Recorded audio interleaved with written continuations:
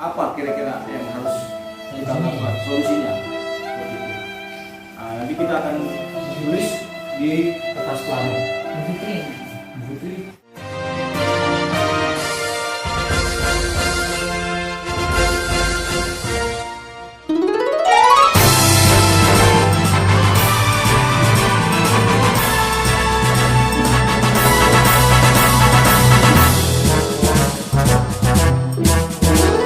Satukan langkah menyongsong masa depan, berbekal niat dan kebersamaan. To help people and to help themselves, kita tanam dalam jiwa kita. Assalamualaikum warahmatullahi wabarakatuh. Waalaikumsalam warahmatullahi wabarakatuh. Masih semangat ya? Masih. Alhamdulillah. Baik, Bapak-bapak, Ibu-ibu, di sini saya akan ceritakan tentang pencegahan kekerasan terhadap anak. Oke, saya ceritakan ya. Saya akan bercerita. Cerita anak tidak mau sekolah. Jadi mohon disimak Bapak-bapak, Ibu-ibu. Ini penting karena nanti ada pertanyaan. Kisah ini bercerita tentang seorang anak kelas 1 SD yang tidak mau berangkat sekolah. Dia bernama Nina, anak dari Ibu Endah. Suatu hari, Nina menangis terseduh-seduh di depan rumahnya karena tidak mau berangkat sekolah. Di saat Nina sedang menangis, seorang ibu bernama Ibu Ati bersama anaknya berjalan melewati dan menghampiri Nina. Jadi bisa digambarin ya, ilustrasinya ya. Sebagai tetangga, Ibu Ati berusaha menenangkan Nina dan mengajak Nina pergi ke sekolah bersamanya. Namun, di saat Ibu Ati sedang berusaha mendiamkan tangisan Nina, tiba-tiba Ibu Endah, ibu dari Nina, keluar dari rumahnya dengan wajah marah. Ibu Endah memang tampaknya tidak terima dengan sikap Ibu Ati. Dia marah-marah pada Ibu Ati. Ibu Endah menganggap perbuatan Ibu Ati tersebut telah ikut campur dalam urusan keluarganya. Sebuah kata yang pedas meluncur dari mulut Ibu Endah. "Hei Bu Ati, ngapain ngurusin urusan anak orang? Urus saja anak ibu sendiri." Seperti itu celutuknya. Ibu Endah pun segera menarik Nina masuk ke dalam rumahnya dengan terus memarahi anaknya tersebut. Dan Ibu Ati hanya termenung. Dia hanya bisa mengelus dada. Dalam hatinya bertanya, apa yang harus dilakukan melihat perbuatan Ibu Endah yang sering memarahi bahkan memukul anaknya itu. Mungkin dari ibu-ibu atau bapak-bapak pernah bisa bercerita tentang kemungkinan di lingkungan sekitar bapak ibu sama seperti kejadian yang tadi kita ceritakan. Mungkin bisa bercerita Bapak Insinyur Anam. Ya, terima kasih Bapak. Di kampung saya itu juga ada ya, anak yang masuk kategori pengelompokan anak istimewa. Dia itu keterbelakangan mental. Jadi oleh orang tuanya itu tidak dipedulikan. Ya. Jadi kalau misalnya makan sering makan ke tetangganya. Itu gimana itu, tapi tidak ada kekerasan, tidak oleh orang tuanya itu tidak ada aspek kekerasan, cuman dia itu diacuhkan atau kurang dipedulikan dalam lingkungan keluarga. Tapi secara fisik oke, cuman karena keterbelakangan mental, termasuk uang yang dia pegang itu meskipun dikasih orang itu angkanya tidak tahu angka berapa atau berapa. Kalau dikasih ya diterima aja, kalau beli ya dikasih aja, mau uangnya berapa itu. Jadi kalau orang yang paham diambil, kalau yang nggak paham itu diminta kayak orang normal itu, seperti itu.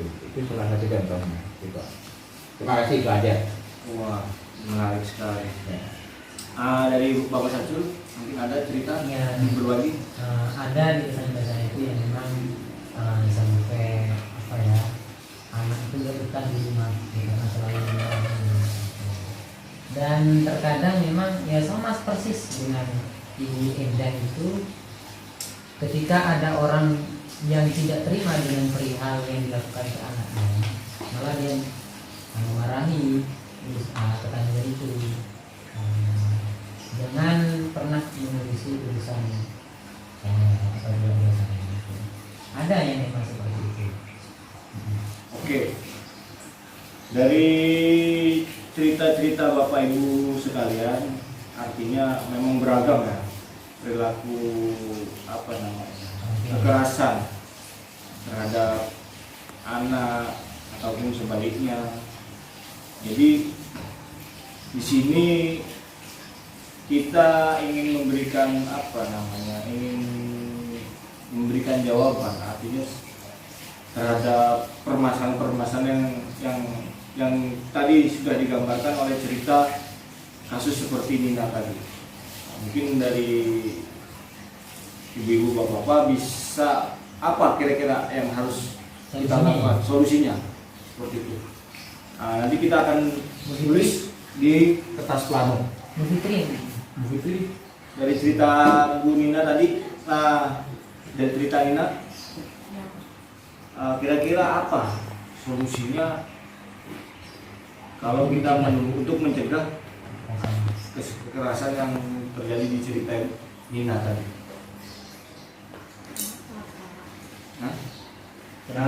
Itu kekerasan, diomelin sama ibunya, dipukul, tapi padahal kan ingin membela anaknya si ibu Endah tadi, tapi malah diomelin balik oleh ibu si Nina itu karena mencampuri urusan keluarga rumah tangganya. Ya. Mungkin ada solusi? Kalau menurut saya sih yang penting itu orang tuanya. Harus ada yang memberikan edukasi. Dan yang memberikan edukasi itu adalah orang yang menurut pandangan masyarakat itu cukup diterima untuk diikuti sarannya. Biasanya kalau orang desa itu biasanya kiai atau sesepuh masyarakat sekitar itu harus memberikan edukasi bahwasanya anak bagaimanapun anak itu harus itu bisa mungkin semaksimal mungkin dilindungi atau dicegah atau berikan tanggapan yang baik atau berikan masukan atau dikomentari orang lain itu jangan seperti itu, karena bagaimana juga ini juga anak saya.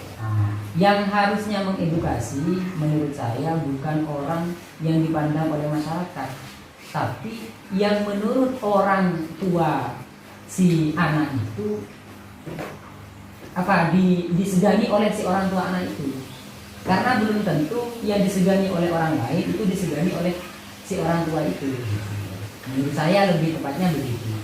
Toh sekalipun beliau bukan tokoh atau apapun itu, baik dari orang terdekatnya atau tetangga sekalipun. Mungkin begitu. Ini hanya menambahkannya. Begitu. Menarik sekali, ini benar-benar luar biasa karena baik dari pembicaraan Pak Anam dan Pak Samsudi sama baiknya dan sama-sama penting.